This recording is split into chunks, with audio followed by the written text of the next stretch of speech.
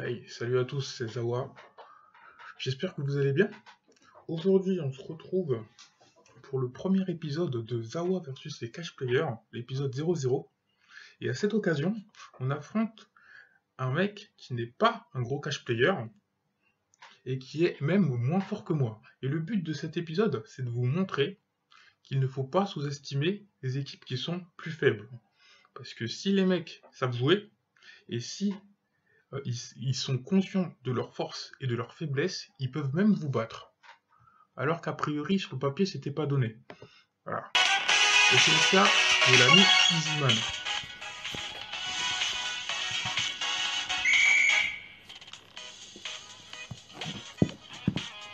Donc l'ami Easyman, c'est un mec que j'avais déjà affronté avant. J'avais battu sans trop de difficulté la première fois. Mais il avait une team en fait qui était encore en rodage. Par contre là, il a une team beaucoup plus aboutie. Toujours pas complète, mais déjà beaucoup plus performante qu'avant. Et en fait, il a aussi pas mal de lacunes dans sa team. Et aussi, il est conscient de ses lacunes. Et aussi conscient de ses forces. Et en fait, c'est là où il est redoutable, justement. C'est justement, il mise tout sur ses forces. Et ses forces, elles s'appellent en partie Brian Crayford, le mec qui a la plus grosse frappe de tir du match, du jeu. Et c'est parti. Je vais vous commenter tout ça immédiatement. Donc en fait, c'est un match particulièrement... je sais que c'est un match qui va être particulièrement tendu. Parce qu'à partir du moment où il récupère le ballon, où il a le ballon et qu'il le passe à Crayford près de la surface de réparation, c'est potentiellement but en fait. Il y a 99% de chances que Crayford conclue. Donc en fait, moi, dans ce match-là, je vais tout faire pour empêcher Crayford de tirer, qui récupère le ballon en fait. Et derrière, il faut que moi je puisse marquer en fait. Donc en fait, la moindre erreur peut me coûter la victoire. Donc là, il commence bien. Donc déjà, c'est lui qui a l'engagement. Il passe la balle à Crayford. Donc Crayford contre Missouli. Donc là, c'était aussi l'occasion de tester ma team. Parce que je venais de récupérer Missouli. Il faut savoir que ce match-là, il date de mi-décembre 2017. Hein. Je venais à peine de récupérer Missouli et de ma team. Donc je vais le tester. Et le test n'est pas super concluant parce que Crayford a réussi à le passer. Et là, je suis mal. Là, je suis très très mal. Parce que comme je vous dis, j'ai pas le droit à l'erreur. Pour ne pas qu'il marque. Parce que à chaque fois qu'il va avoir une occasion, il peut marquer. Parce que ces deux autres attaquants, ils sont naze en fait. Il est conscient que ces deux autres attaquants sont naze. Du coup, il mise tout sur ses forces. Et comme je vous ai dit, le meilleur pari qu'il puisse faire, c'est de parier sur Crayford. Et comme vous pouvez le voir, il a raison. Donc là, ça commence très bien pour lui. Et moi, du coup, ça me met d'autant plus la pression, en fait. Parce que c'est un match, comme je l'ai dit, où je ne peux pas me permettre de faire des erreurs. Donc en fait, à peine il marque, moi, il faut que derrière, j'égalise tout de suite, en fait. Par contre, moi, j'ai pas un joueur aussi balèze que lui qui peut marquer à coup sûr. Donc moi, il faut vraiment que je me rapproche de sa surface pour frapper le plus proche du gardien et pour la mettre au fond. Donc là, ce que je décide de faire, comme de toute façon, je ne crains absolument pas son attaquant SR. Enfin, son attaquant SR qui a monté en SSR. Bah, du coup, je fais le 1-2 Mustaki. Hein. Là, c'est garanti que je passe. Le but, ce sera que je la passe soit à mon Santana, soit à mon Schneider. Voilà, donc là, par contre, là, je me retrouve face à Benark et je sais que je peux pas marquer. Il va la bloquer, donc là, je suis obligé de faire une passe. Donc là, je fais une passe à Schneider pour que Schneider puisse derrière la mettre. Donc, c'est bien anticipé, à ce niveau-là, il n'y a pas de surprise. Par contre, c'est un peu loin quand même de son gardien de but, mais j'ai pas le choix. Là, faut que je tire. Du coup, je tire directement. De toute façon, il faut que j'encadre un maximum son Oler. Et je craignais surtout son Wakachimagi en fait. Je pensais qu'il allait le faire rentrer directement. Et il a pas fait rentrer, il était pas titulaire sur Rotation à 2, il a préféré miser tout sur Muller, en tout cas au début. On va voir la suite.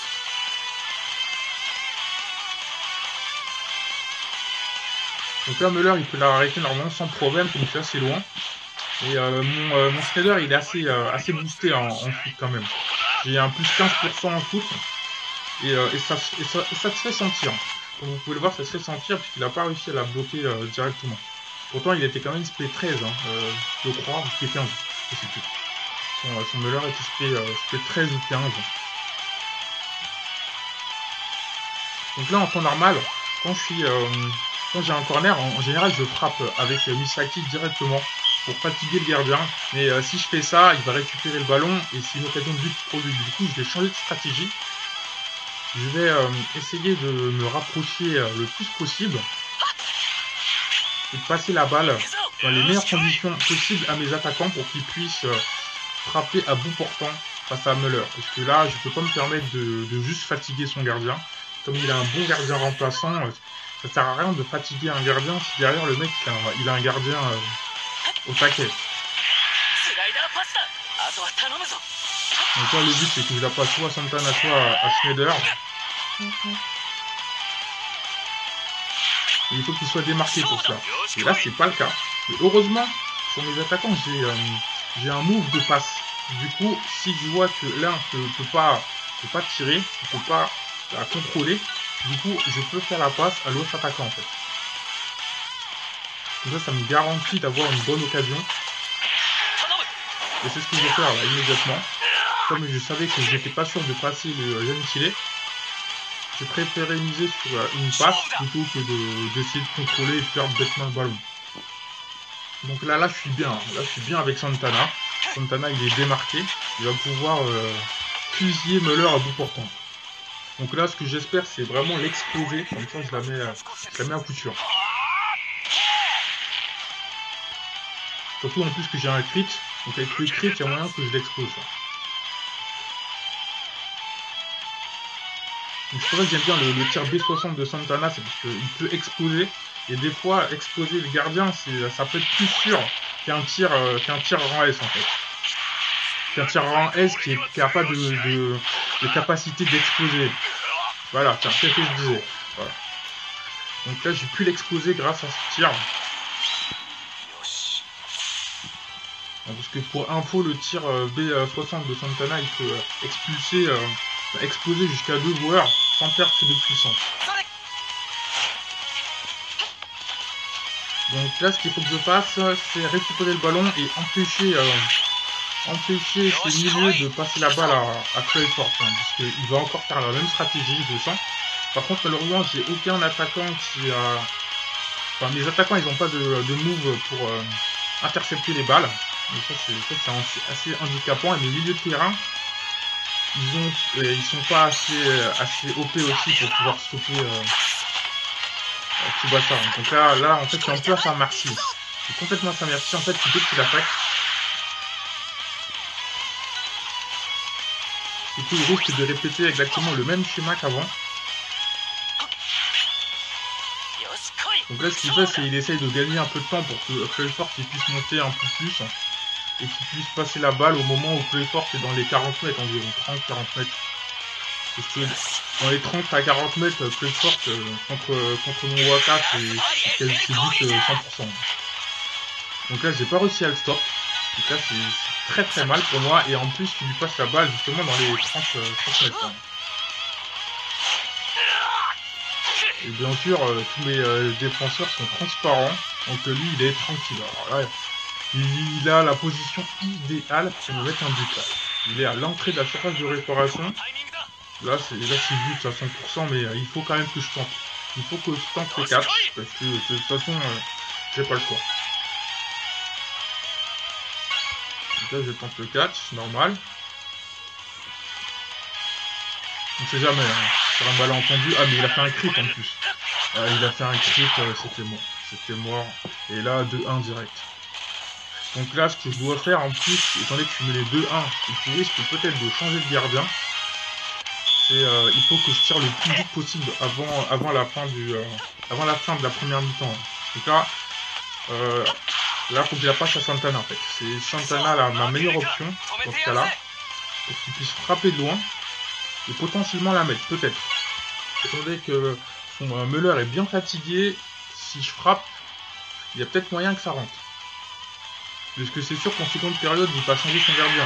Donc je peux pas me permettre de laisser Muller partir comme ça. Mais là, c'est là que vous voyez que la technique 260 de Santana, quand même, elle est bien pratique parce qu'elle permet d'expulser deux joueurs tranquilles.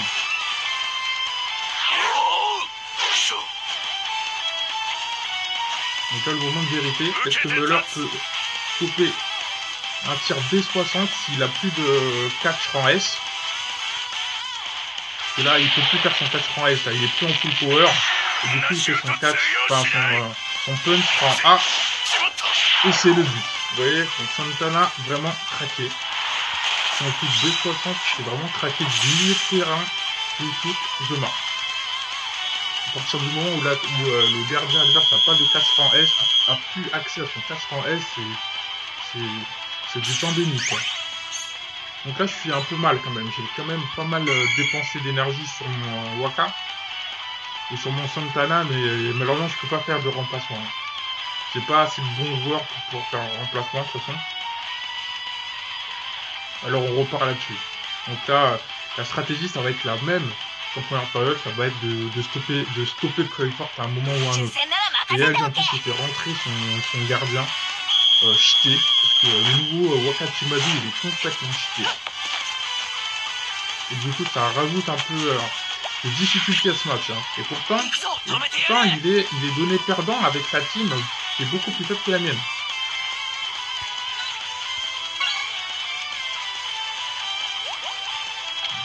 D'ailleurs pour la petite info, si j'ai voulu l'affronter en fait c'est aussi parce que il avait battu un mec avec une team à 570k avec sa team. Il a battu un mec qui est dans ma compte avec une team à 570k, il a battu 3-2. Et du coup, ça prouve bien que c'est pas un mec facile à battre, hein, contrairement à ce que son pseudo le laisse supposer. Easyman. Donc là, je fais le 1-2 pour passer, tranquille. Il faut éventuellement la passer soit Schneider, soit Santana, comme d'hab. Et ça passe. Donc là, on va pouvoir tout de suite tester son gardien. Et voir s'il a le level ou pas. Est-ce qu'il est aussi fort qu'on le dit?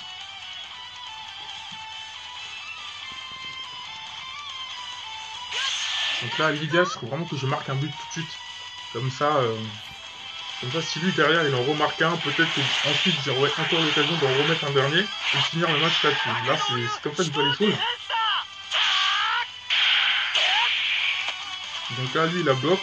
Donc là, c'est pas génial, mais comme il peut pas capter, donc là, c'est parfait. Il y a mon Santana qui était juste à côté, il récupère la balle. Nickel. Donc Santana, va me prendre la tête, hein. Avant, tire B60. Ouais, B60. En espérant que je l'expose comme Muller tout à l'heure. En plus, je crit, donc tout est possible.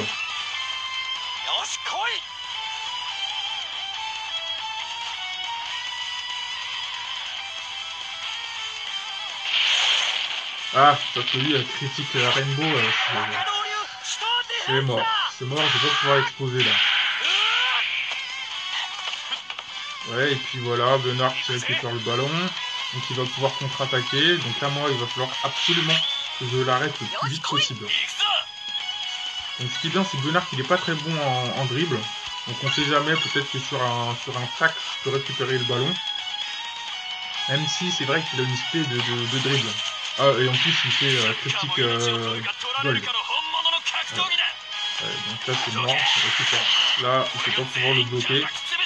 Donc là ça se corse. Là, il va vraiment falloir que je le stoppe. Peut-être avec Misugi. Et non. Par contre, ce qui est bien, c'est qu'il est un peu loin, le Crawford. Donc il va... S'il tente de frapper, moi, comme je suis en full power, j'ai peut-être moyen de la stopper. En plus, En plus, ce qui est bien, c'est que j'ai aussi Benard en face de lui qui peut peut-être, on ne sait jamais, ralentir le ballon en faisant son bloc S. Donc là, s'il frappe, c'est bon pour moi. Ah, et bah non, il a essayé de dribbler. Moi, j'ai eu de la chance. Donc là, c'est peut-être une erreur fatale pour lui, hein, parce qu'il n'a pas réussi à marquer sur cette action. Donc moi, si j'arrive à marquer derrière, donc là, je peux potentiellement gagner le match. Par contre, avec Wakatsumazu, ça va pas être une partie de plaisir.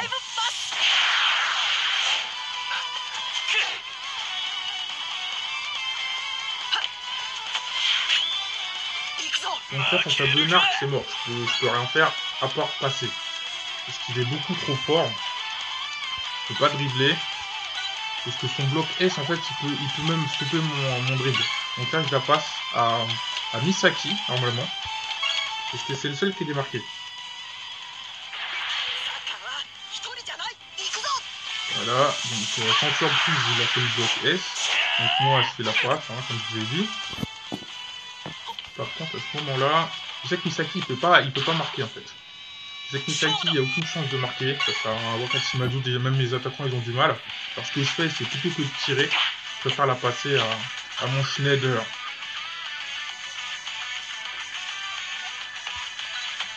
Et là, le Fire Shot, D60, à bout portant. Voyons voir si Wakatsumazu réussit à l'arrêter.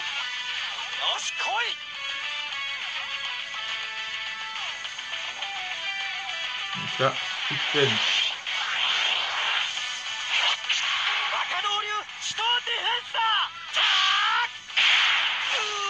Magnifique. Et là, c'est le but. Donc là je prends. Pour la première fois du match, je mène au score. 3 buts à 2. Et là, il reste plus beaucoup de temps. Là. Donc là, il faut vraiment que je stoppe. Je verrouille au moins 10 minutes. Et je gagne.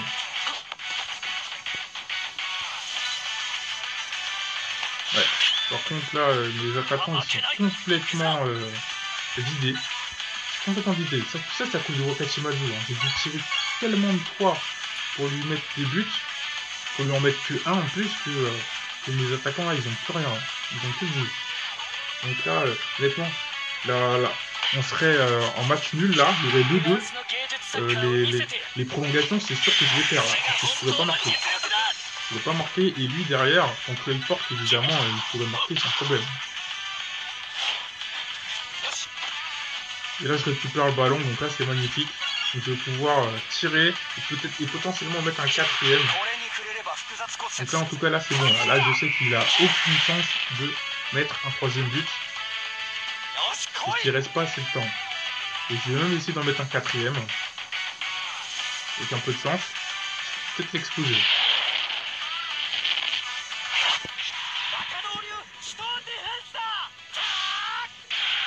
Et non, je n'ai pas réussi à l'exploser. Hein. Bah, d'un côté, c'est Wakatsumazu, hein. Faut pas le sous-estimer. Donc au final, c'est pas vraiment très surprenant. Et je récupère le ballon avec Misugi, nickel. Ça c'est top. Et le match se finit là-dessus. Donc comme vous avez pu le voir, un tour redoutable. Ijima, il avait beau avoir une team beaucoup plus faible, enfin, plus faible que la mienne de 20 000 environ. Il peut avoir une team plus faible, ça ne l'a pas empêché de me tenir tête. Et il aurait pu potentiellement me vaincre en fait. Donc, comme vous avez pu le voir, même si votre adversaire est a priori plus faible que vous, s'il a conscience de ses forces et de ses faiblesses et qu'il mise tout sur ses forces, il peut potentiellement vous vaincre. Et c'est ce qui aurait pu se passer là aujourd'hui si je n'avais pas... déjà, si je l'avais sous-estimé, je pense que j'aurais pas pu en mettre autant. Et si lui, il avait tenté le tir à la fin, peut-être qu'il aurait mis un. S'il n'avait pas tenté de dribbler, peut-être qu'il aurait pu mettre un but. Vous voyez. Donc ça s'est joué à pas grand-chose, et pourtant, a priori, c'était moi qui étais donné gagnant, surtout qu'on voit sa team, puisqu'il avait 2 attaquants qui étaient complètement à la ramasse. Et la défense, c'est pas non plus du feu de Dieu. Par contre, il a un super bon défenseur, un super bon gardien, pardon. Wakachimazu, hein, il a été énorme. Müller, un cran en dessous.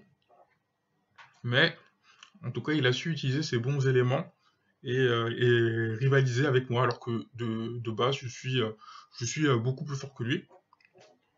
Alors, comme je disais, c'est pas un hasard s'il a réussi à battre une team à 570K avec sa team, avec son Crayfort en fait. Il a tout misé sur Crayfort. Il a fait un hat-trick contre le mec. Il a battu 3-2. C'est un gars de Macon, enfin, qui a une très grosse team. Mais il a pas pris au sérieux. Et du coup, bah, il a perdu. Vous voyez? Donc c'est pour ça qu'il faut jamais sous-estimer les mecs moins forts que soi. Parce qu'au final, on le paye cher. Voilà, je vous remercie d'avoir regardé ce match. C'est tout pour moi. On se dit à la prochaine.